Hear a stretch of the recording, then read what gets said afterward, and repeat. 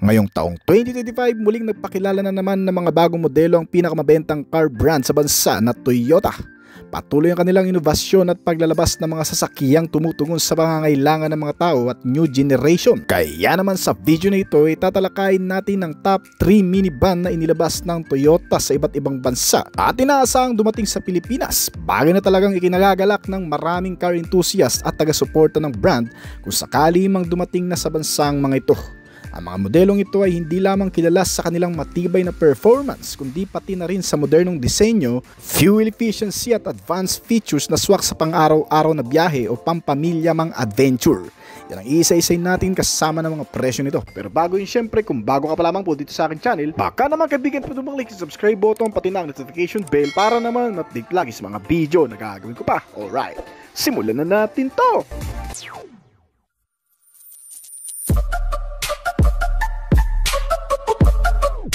Toyota Kayoy Bako Minivan. Unang ipinakilala ng Toyota Motors ang kanilang bagong HEV minivan concept sa Japan Mobility Show sa Tokyo noong October 26, 2024.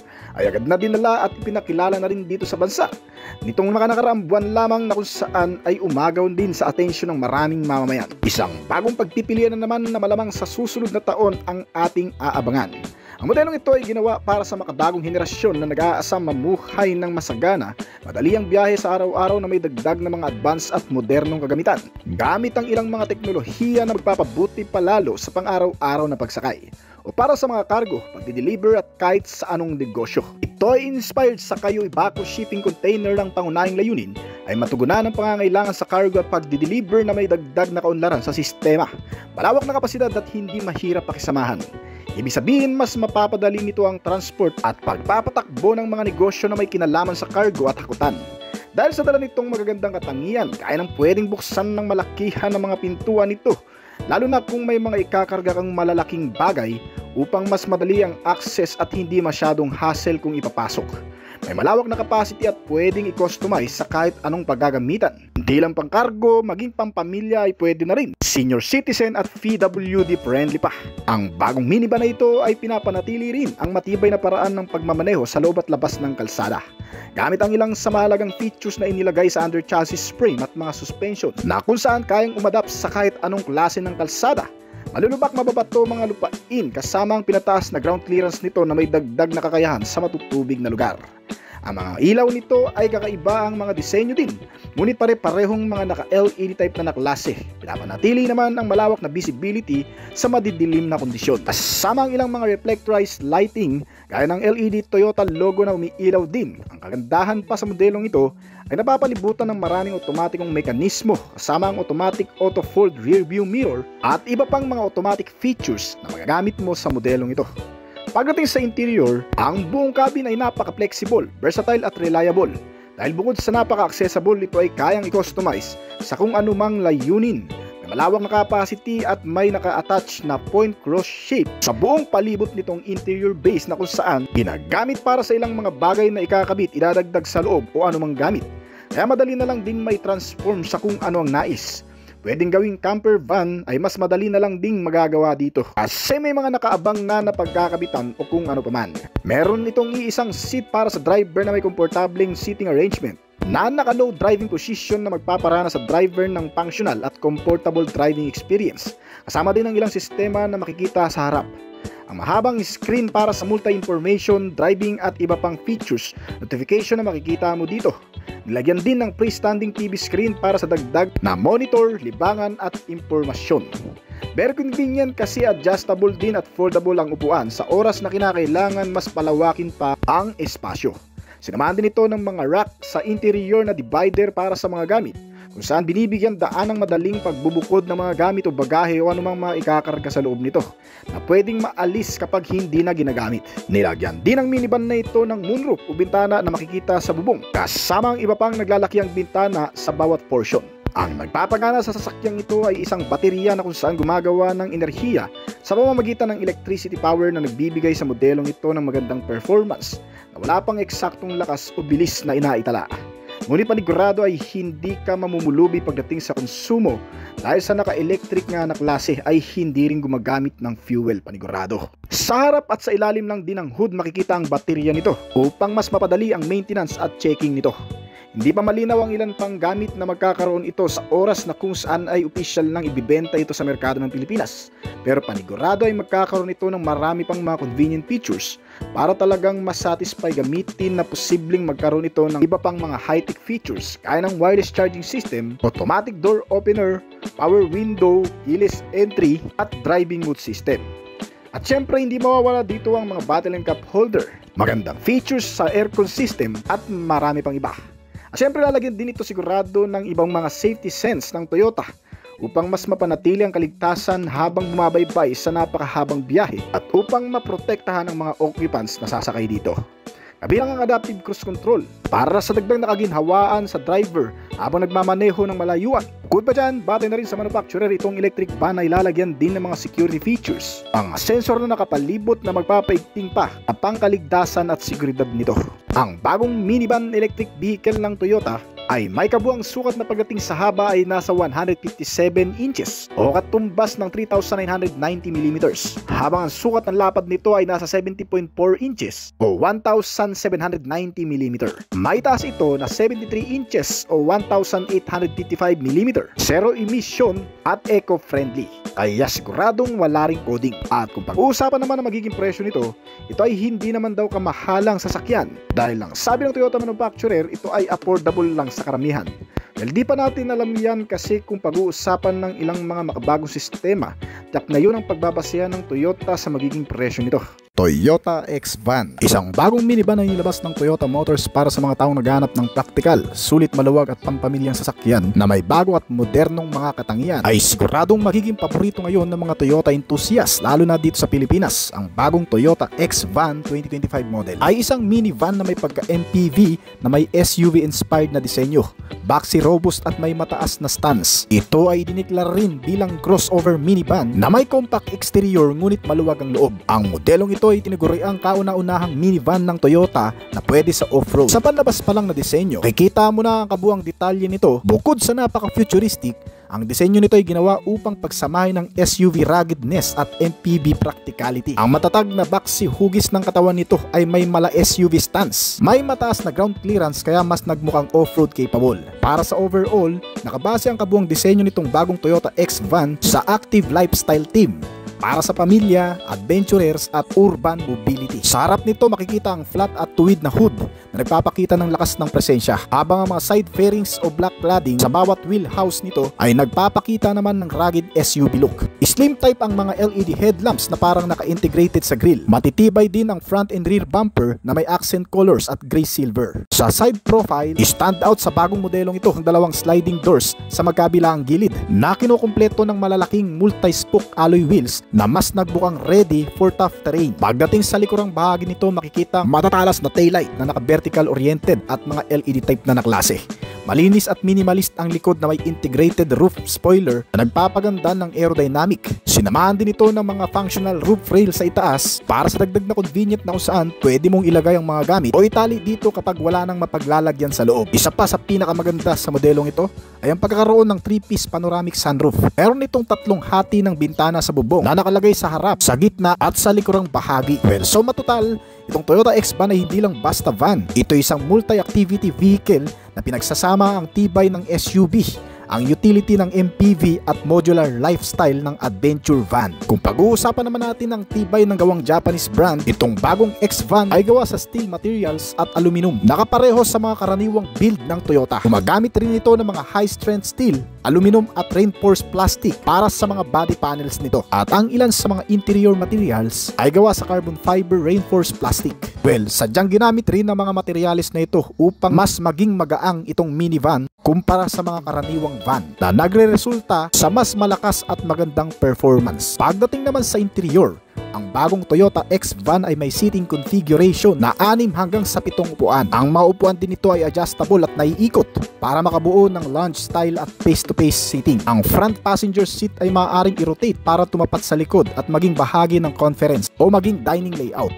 Ang mga likurang upuan ay removable folding, ideal para sa cargo o camping mood. May makikita ka ring mga smart table setup, integrated folding tray or table para sa laptop, pagkain o board games. May mga features din ito na magpapa-convenience sa mga passenger, gaya na lamang ng multiple charging ports na makikita sa iba't ibang bahagi ng interior nito. May USB Type-C at wireless charging pad. Napaka-relax din ang presence ng interior nito sa pagkakaroon ng mga ambient lighting system. Nilagyan din ito ng digital display interface for vehicle status at mga hidden storage compartments sa sahig at side panels para sa bag, gear at tools. May multimedia functionality rin itong sasakyan na kung saan may wireless audio setup, Bluetooth streaming at portable screen. Daling makapasok at makalabas sa sasakyang ito dahil napakaluwag ng mga suicide style sliding doors nito na kung saan nabubuksan ng mas malaki para makapasok ng mas mabilis at may pasok ang malalaking mga bagahe. Ideal to lalo na sa mga elderly, PWD at bata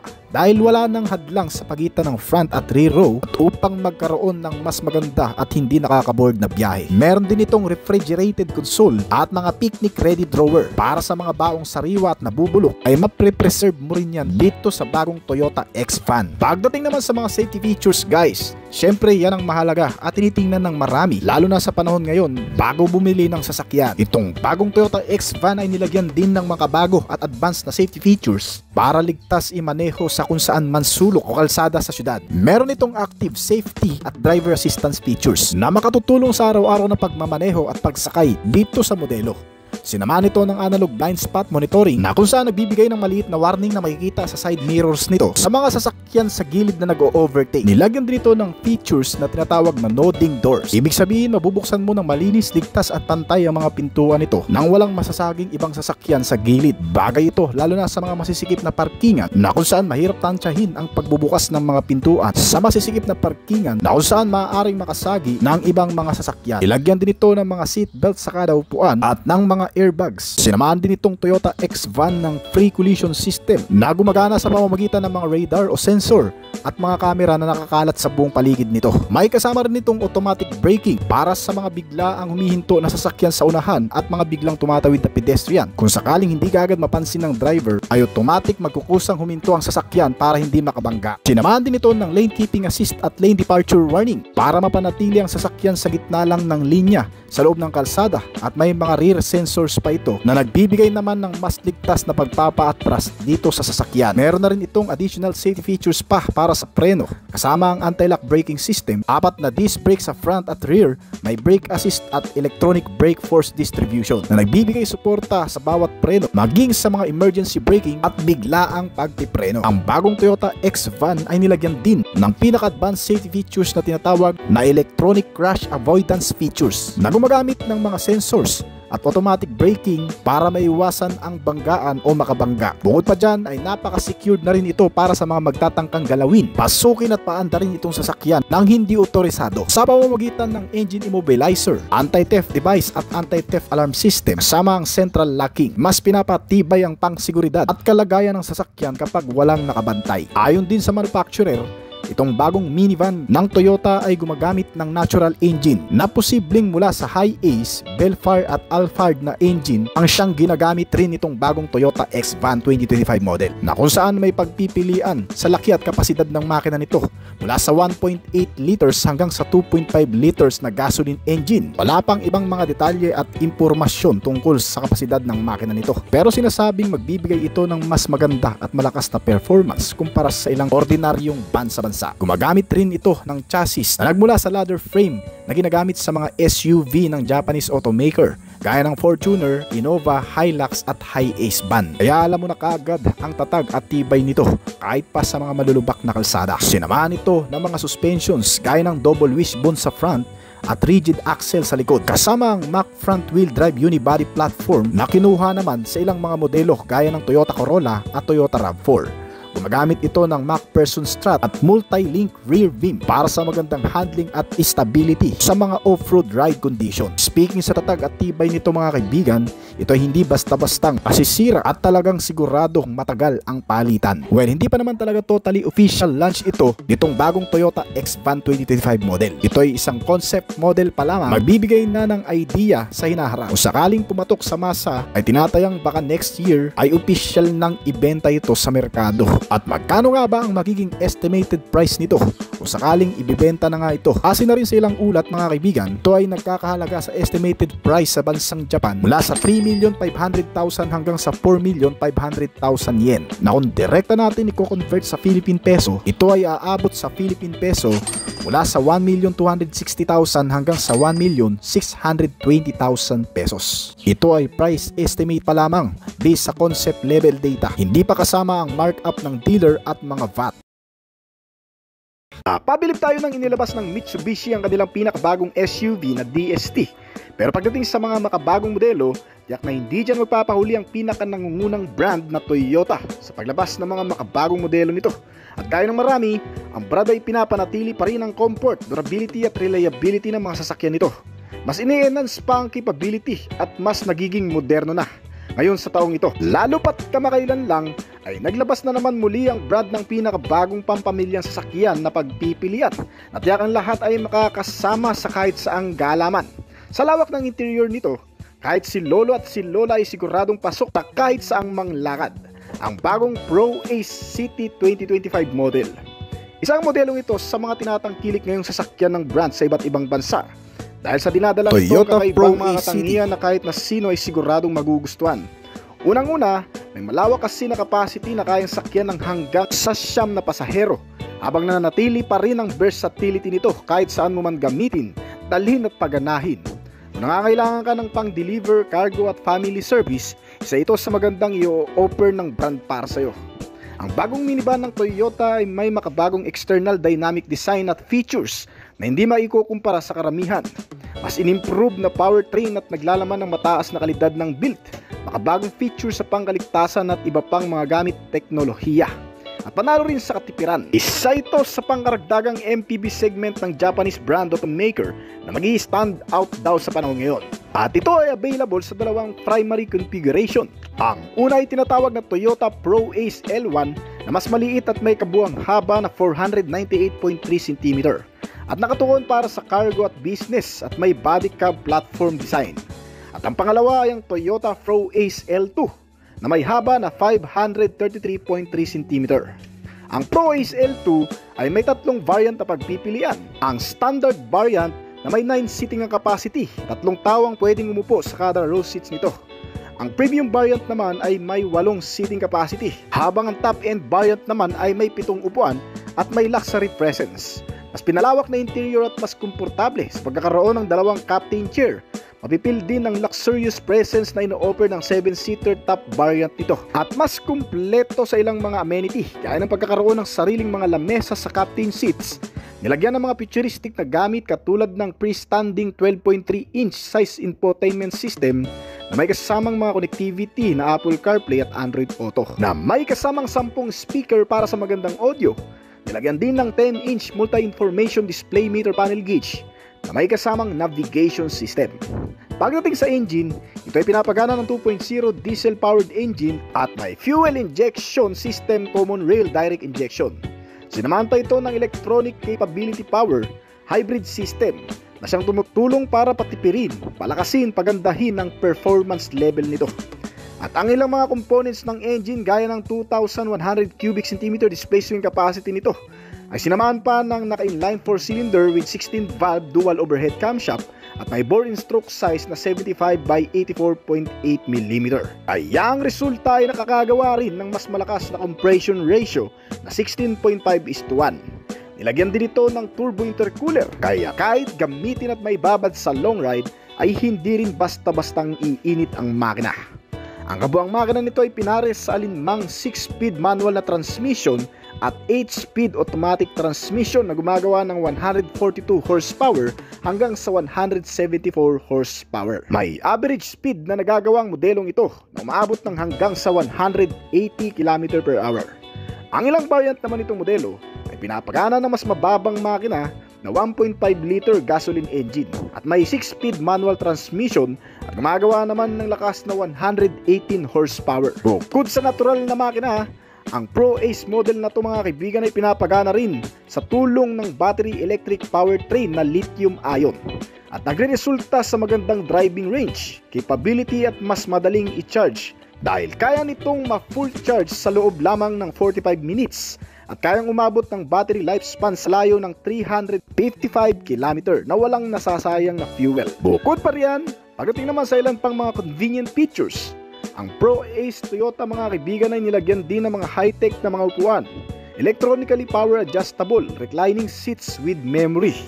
Leather seat cover na rin ito na may heat guard at ang driver's seat ay may unique function na tinatawag na massage function. Para ito sa driver upang matanggal ang pagkangalay o pananakit ng balikat, pangangalay ng balakang at paa, ay makaka-relax ka talaga dito, lalo na kung tayo ay bumabiyahe sa malayuan at sinamaan pa ng airbag sa mga upuan, kaya mas safe talaga. At para naman sa mga pasahero, may enjoy ng mga ito ang relax na pagkakaupo sa pagkakaroon ng maluluwag na interior at automatic na mga aircon system na may kasama ng climate control, mga USB port na saksakan ng gadget at may kasama na ring bottle and cup holder at mga bulsa na lagayan ng mga gamit. Maraming libangan sa loob nito, lalo pat nilagyan ito ng malaking sukat na TV screen na 12.3 inch. Sinamahan din ito ng Sky View Panoramic, wireless charging pad at kakaibang set ng multifunctional na steering wheel. At ang rear compartment base storage naman nito ay may kasamang divider or separator, foldable at sliding ang third row seats para ma-extend ang capacity nito for cargo at kung may mga ikakarga kang malalaking gamit. Naka fully carpet na rin itong flooring nito at gumagamit din ng power sliding doors na automatic na nagbubukas sa oras na itataas mo ang paa mo o ipapadyak sa pintuan nito para mas mapadali ang access ng pagpasok sa sasakyan. Ang Premium Pro Ace City ay nakadisenyo sa pagiging modernong gamit, accessibility, class at elegante. Medyo moderno na talaga. Keyless entry, push start button na rin ito para mapagana. At may kasama na rin cruise control system na nagpapagaan sa maghapong pagmamaniubra. Nilagyan din ito ng 180-degree camera para sa magandang visual sa loob ng sasakyan at para mas ligtas na rin ang pagmamaneho. Pagdating sa safety features, kumpleto sa mga makabagong safety sense itong modelo. Gaya ng pagkakaroon ng maraming airbag, hindi lamang sa driver, passenger, meron na rin sa bawat gilid nito, kaya safe ang buong pasahero nito. Sinamahan pa ito ng safety auto-dimming rear view mirror, kumokontrol sa mga liwanag na tumatama dito na nagmumula sa ilaw ng ibang mga sasakyan. Meron din itong mga rear parking sensor at mga parking sensor sa front. May kasamang front and rear camera for better parking assistance. At sinamahan din ng auto-retracting door mirrors. Kabilang pa sa mga safety features nitong modelo ay ang pagkakaroon ng Toyota Advanced Safety Sense. Isang modernong features ng brand ay nilalagay sa mga makabagong modelo nito. Kalakip ng bagong safety features nito ang pagkakaroon nito ng collision warning, lane departure assistance, rear cross traffic alert, blind spot monitoring at lane tracing assistant. Papakinabangan mo ito lalo na sa mabibilis na klase ng kalsada o yung mga highway passes kung saan kinakailangan talaga ng mga advanced safety features, lalo na kung marami ang mga sumisingit, nag-overtaking at may mga biglang sumisingit na mga kasabayan. Sinamahan pa ito ng kakaibang safety features na tinatawag na plank guard system. Isang sistema o kagamitan na gumagamit ng 12 sensor sa kabuuan na nakapalibot sa modelong ito. Kung saan wawardingan tayo sa mga obstacles na hindi natin minsan nakikita at posible nating mabangga o matamaan habang tayo ay nagpapatakbo. Gumagana ang warning nito sa pamamagitan ng audio alerts at visual na imahe na lumalabas sa infotainment screen nito. Ang kadalasang mga sasakyan na may mga ganitong sistema ay napapalibutan din ng mga airbags sa loob nito para madagdagan ang pangkaligtasan at pangseguridad ng bawat pasaherong sasakay dito. At ang ilan pang mga particular safety sense nitong Pro Ace City mga kaibigan ay sinamahan pa ng anti-lock braking system, electronic brake force distribution at ng brake assist na sumusuporta sa magandang paggamit ng preno lalo na sa mga emergency braking. Lagyan din ito ng parehong mga naka-disc type na klase ng brake sa front and rear. Papatibay at nagpapalakas ng kapit ng preno at mas nagiging malakas lalo na sa mga pababang kalsada. Tinamaan pa ito ng Hill Start Assist kung saan magagamit mo naman sa mga paahon. Bilang pa sa mga nilalaman nito ay ang Vehicle Stability Control System at Traction Control na magagamit mo naman sa mga off-road trips adventure. Kasama na rin crash sensor, front and side impact beams seatbelt warning, mga seatbelt at marami pang iba. Ang modelong ito ay sagana rin sa mga security sense, gaya ng pagkakaroon ng central locking, power door lock, anti-theft device at engine immobilizer system. Pagdating sa chassis, brakes and suspensions, lagyan ito ng matitibay na klase ng bakal para suportahan ang bawat pagpapaandar sa loob at labas ng kalsada sa pamamagitan ng front suspension na MacPherson strut, habang multi-link suspension with shock and coil spring naman sa rear suspensions nito. At pagkakaroon ng parehong disc type na braking system, makakapit na gulong na may kabuuang sukat na 17-inch, naka-tubeless tires at alloy wheel mags. Mataas na rin ang ground clearance itong modelo, may kabuuang sukat na 160mm. Bagay na magugustuhan mo lalo na kung mahilig ka mag-off-road ride o kaya naman maidaan sa mga bahaing kalsada. Hindi kinakailangan itint ang mga window glass nito kasi nilagyan na rin ito ng privacy glass na parang nakatint na naklase. Nagkakahalaga ang kabuuang presyo nito sa European market ng 54,412 euro na kung direkta natin i-convert sa Philippine peso, ito ay aabot ng 3,426,867.76 pesos. Ang presyo na yan ay hindi pa ganun kasigurado at hindi rin sigurado kung ito ba ay dadalhin sa susunod na taon o sa mga susunod pa. Bagamat isa ito sa pinakamagandang modelo ng brand sa minivan segment, ay hindi pa rin may sasantabi. Nabibihira lang din ang talagang makaka-afford nito sa Philippine market. Kaya naman nag-aalangan pa ang brand nito kung ito ba ay makakarating sa Pilipinas o hindi na. So kung nagustuhan yung topic natin ngayon, baka naman pwedeng paklik ng like button at pa-comment na rin ang iyong opinion sa ibaba pagkatapos ng video nito. Bago po tayo magtapos ay nais ko po muna magpasalamat sa mga patuloy na sumusuporta at tumatangkilik at nagabang palagi sa mga video na ina-upload natin dito sa ating channel. Maraming salamat po at shoutout po sa inyo guys. Kung bago pa lamang po dito sa aking channel, baka naman kabili po ng like, subscribe button pati na notification bell para naman ma-update lagi sa mga video na gagawin ko pa.